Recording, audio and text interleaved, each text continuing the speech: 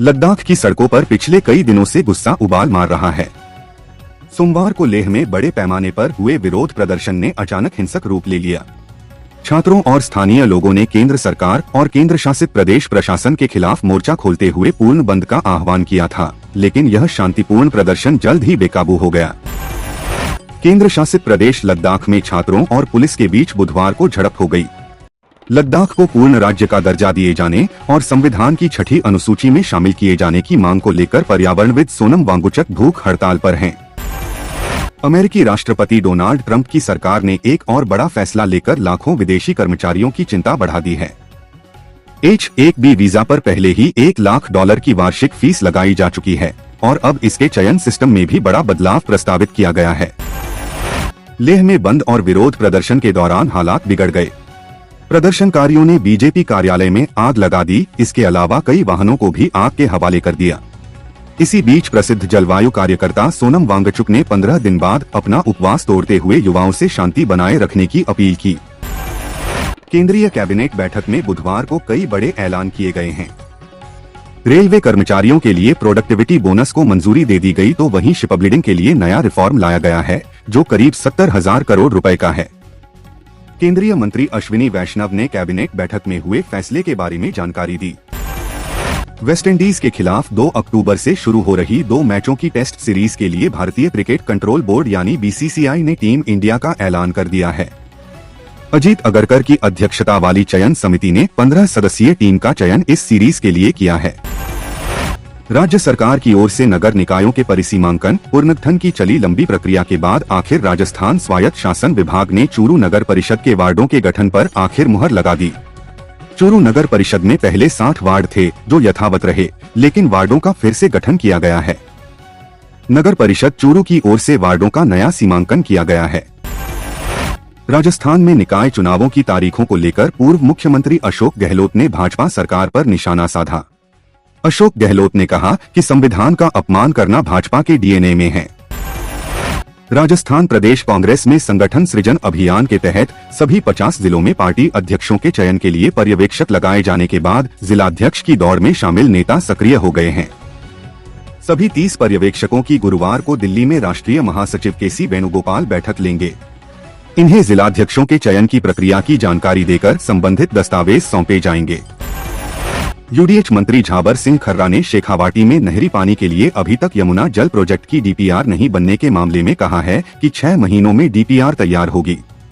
सीकर में मीडिया से बातचीत करते हुए कहा कि खर्रा ने कहा कि शेखावाटी में यमुना का पानी आने से यहां की तस्वीर और तकदीर दोनों बदलेगी।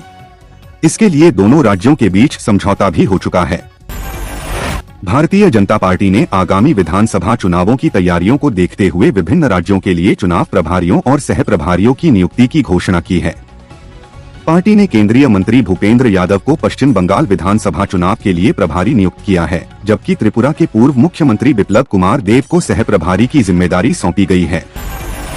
लेह में बुधवार को हुई हिंसा के बाद सामाजिक कार्यकर्ता सोनम वांगचुक का संस्थान केंद्रीय जांच ब्यूरो CBI की जांच के दायरे में आ गया है।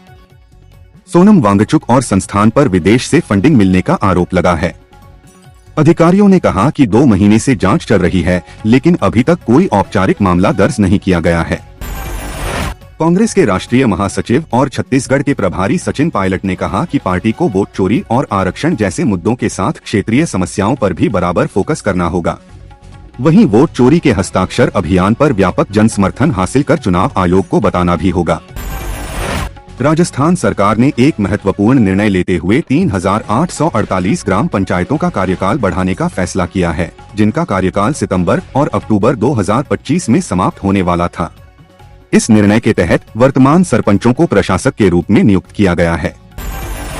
दिल्ली में 14.2 किलोग्राम के घरेलू गैस सिलेंडर की कीमत 853 रुपए चल रही है। सिलेंडर की कीमतों में अक्सर उतार चढ़ाव होता रहता है। ऐसे में इसका सीधा असर आम जनता की जेब पर पड़ता है। वहीं कई बार सिलेंडर देने वाले हॉकर चालाकी करते हुए उसमें से गैस भी निकाल लेते हैं। ऐसे में सिलेंडर बहुत दिन चलता है। वहीं ज्यादा बड़ी फैमिली होने की वजह से भी LPG की खपत बढ़ जाती है।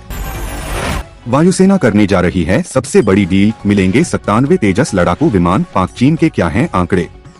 भारतीय वायुसेना और हिंदुस्तान एरोनॉटिक्स लिमिटेड के बीच 97 तेजस मार्क 1A लड़ाकू विमानों का अब तक का सबसे बड़ी डील होने जा रही है।